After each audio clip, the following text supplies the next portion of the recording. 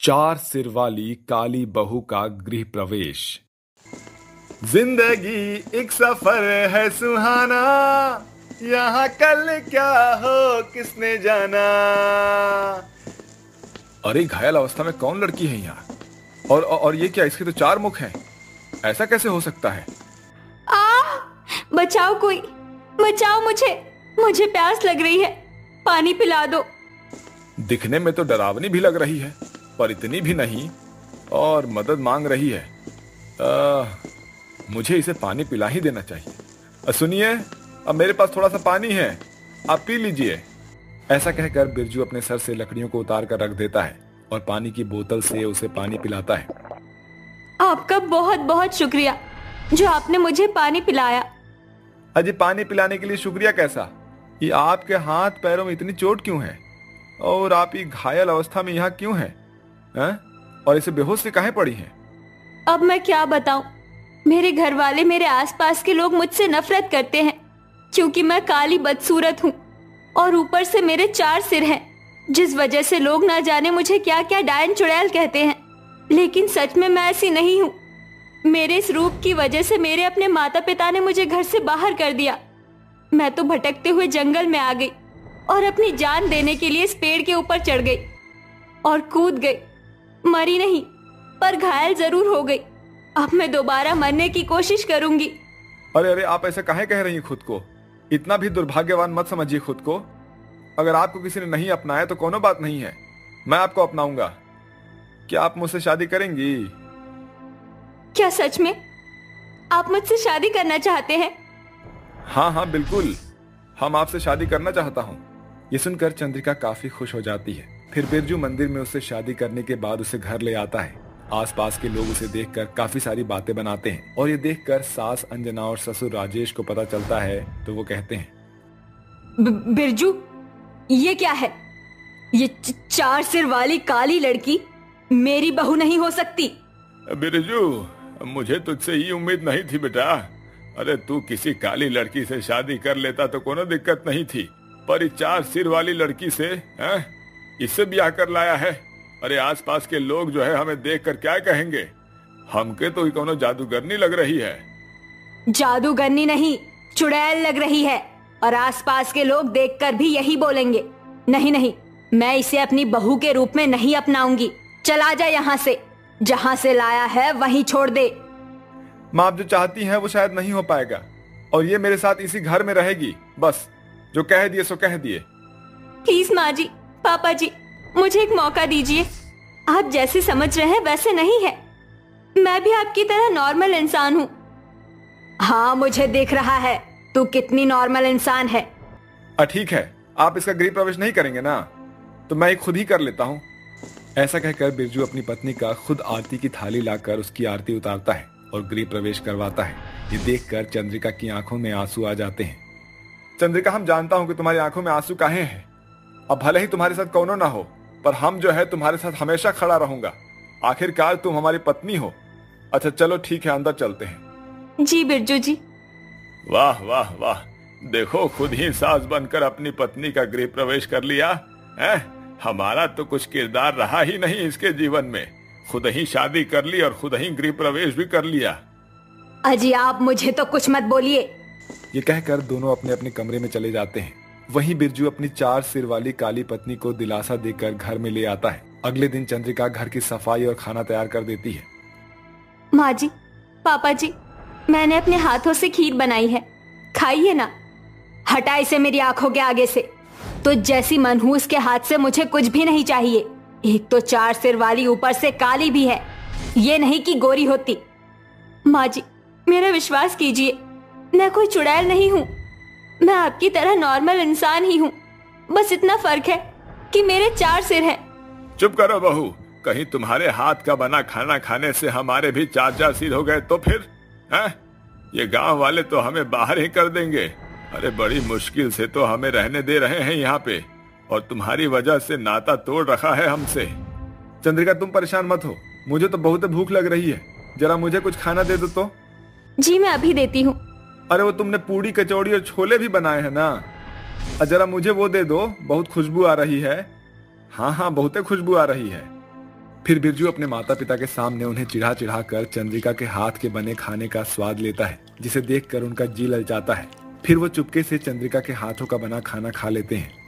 मन तो नहीं कर रहा, लेकिन इस 4 सिर वाली काली बहू ने खाना काफी अच्छा बनाया है। सच कह रही हो, इतना स्वादिष्ट खाना तो मैंने आज तक कहीं नहीं खाया है। पर जल्दी जल्दी खा लो, कहीं उसने हमें देख लिया ना तो फिर अच्छा नहीं होगा। हाँ ठीक है। इस तरह काली बहू के बनाए खाने को वो चुपके से खा लेते हैं और ये बात 4 सिर वाली काली बहू को पता चल जाता है। वक्त गुजरता है और 4 सिर वाली काली बहू अपने ससुराल की सारी जिम्मेदारियां संभाल कर सबका बहुत ख्याल रखती है। आसपास के लोग उस 4 सिर वाली बहू को देखकर काफी ज्यादा बद्दुआ देते थे। अचानक गांव में इतनी तेज बाढ़ आती है जिसमें कुछ के फसल बर्बाद हो जाते हैं तो किसी का घर बर्बाद हो जाता है। उन सब की वजह गांव वाले चंद्रिका को ठहराते हैं। हे भगवान, लुट गई मैं, बर्बाद हो गई। मेरे पति ने इतनी मेहनत से फसल उगाई थी, पर इस 4 सिर वाली काली मनहूस के गांव में आते ही अचानक से इतनी भयंकर बाढ़ आ गई जिसमें सबका सब कुछ तहस नहस हो गया। हाँ, ये सब इस औरत की वजह से ही हुआ है। बाहर निकालो इसे। मैं तो कहता हूँ कि जिंदा जला दो। ऐसा कहकर सब चंद्रिका पर टमाटर फेंकते हैं। तभी गुस्से में आकर बिरजू कहता है, बंद करो ये सब, मुझे मजबूर मत करो कि मैं तुम्हारे साथ कुछ करूं, है ना? चंद्रिका मेरी पत्नी है और कुछ भी अगर आप लोगों ने गलत कदम उठाने की कोशिश की तो सोच लेना फिर। 1 मिनट बिरजू जी, माफ कीजिएगा, मैंने आज तक आपसे ये बात छुपाई। आप सब गांव वालों को यही लगता है ना कि ये सब मेरी वजह से हुआ है? नहीं, मैंने ये नहीं किया। अगर आप चाहो तो जो भी कुछ हुआ है मैं सब पहले जैसा कर सकती हूँ। आपके घर, आपकी फसल ये बढ़िया हो जाएंगी, क्योंकि मेरे पास जादुई शक्तियां हैं। मैं आम इंसान नहीं हूँ, पर हाँ, मैं चुड़ैल भी नहीं हूँ। क्या? फिर चंद्रिका तुम कौन हो? हाँ, बताओ तुम कौन हो। बताती हूँ, पहले अपनी आंखों से सब कुछ ठीक होता हुआ देख लीजिए। ऐसा कहकर चंद्रिका अपनी आंखें बंद करती है और उसके चारों सिर से दिव्य रोशनी एकत्रित होती है, जिससे गांव में आई बाढ़ से हुए नुकसान सब गायब हो जाते हैं। सबके खेत खलिहान घर बढ़िया हो जाते हैं। ये आश्चर्य करने वाला दृश्य देखकर गांव के सभी लोग हैरान रह जाते हैं। इतने में आसमान से 4 सर वाला एक व्यक्ति उतरता है। पुत्री, चलो, तुम्हारा समय समाप्त हो गया है। मैं तुम्हें यहाँ से लेने आया हूँ। पिताजी, मेरा यहाँ से जाने का मन तो नहीं था, पर अब आसपास के लोगों को मुझसे परेशानी हो रही है, तो मैं यहाँ रहने की इच्छुक भी नहीं हूँ। 1 मिनट, ये सब क्या हो रहा है चंद्रिका? क्या तुम मेरे साथ रहना नहीं चाहती हो? मैं तुम्हारा पति हूँ ना, तुमसे प्यार भी करता हूँ। क्या तुम प्यार नहीं करती हो हमसे? मैं आपसे प्रेम करती हूँ, पर कोई मुझे पसंद नहीं करता। दरअसल मुझे जादू इसलिए आता है क्योंकि मैं और मेरे पिताजी चंद्रलोक से आए हैं, जहाँ सभी लोग 4 सिर वाले रहते हैं। हाँ जमाई जी, एक श्राप के कारण मुझे अपनी बेटी को धरती पर छोड़ना पड़ा और इसके 20 वर्ष पूरे होते ही 4 सिर सबको दिख गए। इस वजह से मेरी बेटी भटकने लग गई। फिर उसकी आपसे शादी हो गई और मैं आपका शुक्रिया अदा करता हूँ कि आपने मेरी बेटी को बहुत प्यार से रखा। पर अब समय आ गया है, मुझे उसे ले जाना ही होगा। ये सुनकर सभी गांव वालों और सास ससुर को अपनी गलती का पछतावा होता है। वो माफी मांगते हैं और सुमन कहती है, बहू मुझे माफ कर दे, मैंने तेरे साथ बहुत बुरा किया, पर तू हमें छोड़कर मत जा, यहीं रह ले। हाँ बहू, यहीं रह लो, हमें माफ कर दो। मेरा बेटा तुम्हारे बिना रह नहीं पाएगा, मान जाओ। पिताजी, ठीक है, तुम यहीं रहोगी। मैं तुम्हारे 4 सर को गायब कर देता हूँ ताकि तुम इन लोगों की तरह दिखो। नहीं समधी जी, मैं चाहती हूँ कि अपनी बहू को वास्तविकता के साथ अपनाओ। ठीक है। फिर चंद्रिका के 4 सिर वाले पिता उसे आशीर्वाद देकर अपने चंद्रलोक में चले जाते हैं। वहीं 4 सिर वाली काली बहू अपने ससुराल वालों के साथ खुशी खुशी रहने लगती है। साथ ही गांव वाले अब उसे सम्मान देने लग गए थे। शन्नो उर्फ शांति देवी का पूरा परिवार आपस में बैठकर बातें कर रहा था।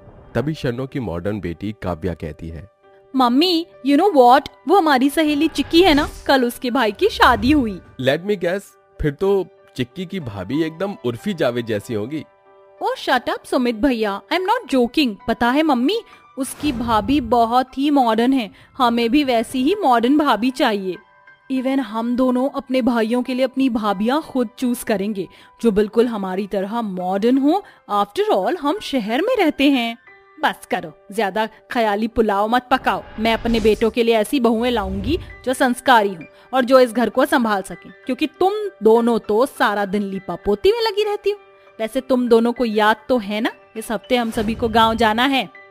गाँव जाने की बात पर शन्नो की दोनों बेटियां मुंह बनाकर कहती हैं, सॉरी मम्मी, लेकिन मैं और शनाया गांव जाने में बिल्कुल भी इंटरेस्टेड नहीं है, आप सब जाइए। शन्नो अपने बेटों के साथ अपने गांव चली आती है, जहां गांव की दो सीधी साधी लड़कियां चंदा और गुंजा से उनकी शादी करके उन्हें शहर अपने घर ले आती हैं। कितनी देर से डोर बेल बजा रही हूँ, मगर ये निकम्मी जैसे घोड़े तो घोड़े, गधा बैल सब बेचकर सो गई हैं। तभी शन्नो की दोनों बेटियां शनाया और काव्या आंख मीचते हुए दरवाजा खोलती हैं। अपनी दोनों शहरी मॉडर्न ननद को देखकर गांव से आई चंदा गुंजा से कहती है, हाय दैया, गुंजा देख रही हो? हाँ चंदा, ऐसा लागत है हमारी ननद का जीन्स रातों रात चूहा को उतर दिया है। कोनो बात नहीं ननद जी, तुम बिल्कुल भी टेंशन नहीं, नहीं, हम इसको सिल देंगे। बंद करो अपनी ये बकवास। मम्मी कौन है ये दोनों जाहिल गवार बहन जी? बहन जी नहीं ननद जी, हम तुम्हारी भाभी जी हैं। ये दोनों बिल्कुल ठीक कह रही हैं, ये तुम्हारी भाभी चंदा और गुंजा है। ये गवार हमारी भाभी हैं। मम्मी आपने गांव जाकर हमारे भाइयों की शादी कर दी, मगर आपने आखिर हमारे भाइयों की शादी कब फिक्स कर दी? बस जब मैं गांव गई थी तो मुझे ये दोनों पसंद आ गई, और तुम्हारी ये भाभी तुम्हारे भाइयों को भी पसंद है। अब खड़ी क्यों हो, अपनी भाभियों का गृह प्रवेश कराओ। दोनों मॉडर्न ननद गुस्से में अपनी गवार भाभियों का गृह प्रवेश करती हैं। तभी गुंजा जोर से कलश को लात मार देती है, जिस कारण कलश दूर जा गिरता है। तभी काव्या ताली बजाते हुए कहती है, वेल डन, गुड शॉट भाभी जी। थैंक यू ननद जी। वो कहा है ना, अपने गांव में हम गिल्ली डंडा के फेमस खिलाड़ी रहे हैं। गृह प्रवेश होने के बाद गुंजा और चंदा अपने पतियों के साथ कमरे में चली जाती हैं, और वहीं काव्या और शनाया भी अपने कमरे में चली जाती हैं। अगली सुबह जब सभी ब्रेकफास्ट करने के लिए टेबल पर आते हैं, तभी चंदा पतीला भरकर चाय और ढेर सारी मोटी रोटियां अपनी ननद और अपने ससुराल वालों के सामने ले आती है। गुंजा ये क्या है? अजी आपकी आंखें हैं कि बटन दिखाई नहीं देते हैं? खाना है। वो अंग्रेजी में क्या बोला थे? ब्रेकफास्ट?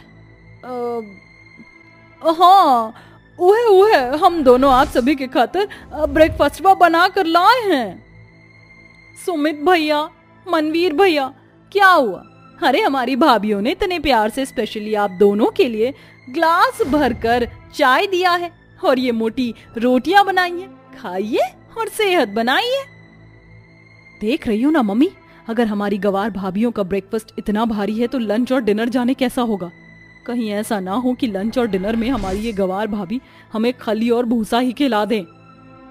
इस तरह से चंदा और गुंजा की मॉडर्न ननद उन दोनों के गांव से होने के कारण उनकी बहुत बेइज्जती करती है। तभी चंदा आंसू भरी आंखों से कहती है, सासू जी हमें माफ कर दीजिए, हम तो अपने गांव में ऐसे ही रात की बची हुई बासी रोटी भी चाय के साथ खा लेते थे। ओफो मेरी गंवार भाभियों, ये तुम्हारा गरीब गांव नहीं जहां चार झोपड़ी डालकर गांव बसा लिया, ये शहर है। और हमारे घर में ब्रेकफास्ट में ब्रेड बटर, ब्रेड ऑमलेट या सैंडविच खाते हैं। Let's go Kavya. ननद जी तनिक देर ठहर जाओ, हम तुम दोनों के लिए गर्मा गर्म आलू के पराठे बना देते हैं, खा भी लेना और कॉलेज भी लेकर चली जाना। Thanks but no thanks. और ये शहर है, गांव का सरकारी सड़क छाप स्कूल नहीं जहाँ टिफिन ले जाएं। काव्या रहने दे यार, हमारी गंवार भाभियों को क्या पता कि कॉलेज में कैंटीन नाम की भी कोई चीज होती है जहाँ खाना मिलता है। आज हम वहीं पर कॉन्टिनेंटल खाना खाएंगे। मगर ननद जी घर के खान पान माँ और बाहर के खान पान माँ जमीन आसमान का अंतर होवत है। शरीर को ताकत घर के खाने से मिलत है। शनाया काव्या तुम्हारी भाभी ठीक कह रही हैं। ओह प्लीज सुमित भैया, अब आप शुरू मत होइए। एक तो पहले इन दोनों जाहिल गंवार भाभियों ने हमारी जान खा रखी है। इसी तरह से वक्त बीतता है। शन्नो देवी की दोनों बेटियां शहरी मॉडर्न होने के कारण बात बात पर अपनी भाभियों को गंवार होने का ताना दिया करती। एक दिन वो दोनों शॉर्ट बैकलेस ड्रेस पहनकर पार्टी में जा रही थी। तभी उनकी भाभियां उन्हें टोकती हैं। और ननद जी आप दोनों कहीं जाते हैं का? तुमसे मतलब? ननद जी एक तो बात पूछें, आप हमेशा ऐसे टेढ़ा जवाब काहे देती हैं? टेढ़े मेढ़े के पैकेट में से निकली हैं क्या? स्टॉप इट, मैंने कहा हंसना बंद करो। अपनी भाभियों को ऐसे हंसता देखकर शनाया बुरी तरह से चिढ़कर चंदा और गुंजा को खींचकर चाटा मारकर कहती है, इनफ इज इनफ। जाहिल गवार झल्ली कहीं की, गवारों की तरह दांत फाड़ रही हैं, इन्हें तो हंसना भी नहीं आता। इतने में शन्नो वहां आ जाती है। शनाया ये क्या बदतमीजी थी? तुमने अपनी भाभियों पर हाथ उठाया, तुम भूल रही हो। तो मैं तुम्हें याद दिला देती हूँ, चंदा और गुंजा तुम्हारी भाभी हैं, रिश्ते में तुमसे बड़ी हैं, उनकी इज्जत करनी सीखो। जाने दीजिए सासू जी, ईमा ननद जी की कोनो गलती नहीं है, हम दोनों हैं ही जाहिल गवार, इसीलिए जो जीमा आवत है बोल देते हैं। अपनी माँ के कमरे में चली जाने के बाद जब उन दोनों शहरी घमंडी मॉडर्न ननद का मन नहीं भरता तो वो बेचारी चंदा और गुंजा को भली बुरी बातें सुनाने लगती हैं। मिल गई खुशी आज तुम दोनों को, 2 कौड़ी की जाहिल गवार भाभियों के कारण हमें माँ से डांट खानी पड़ी।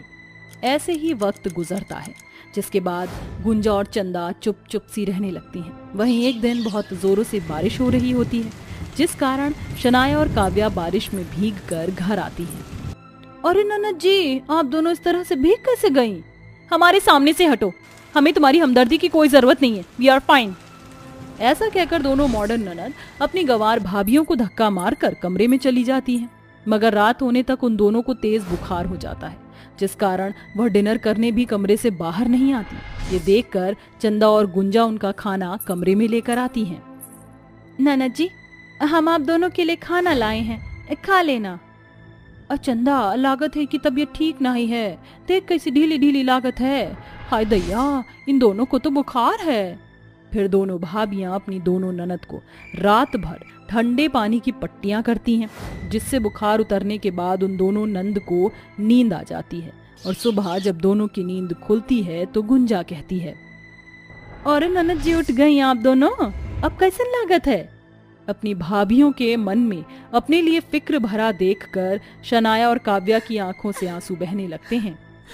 अरे क्या हुआ ननद जी, आप दोनों रो कह रही हैं? हमसे कौन गलती हो गई क्या?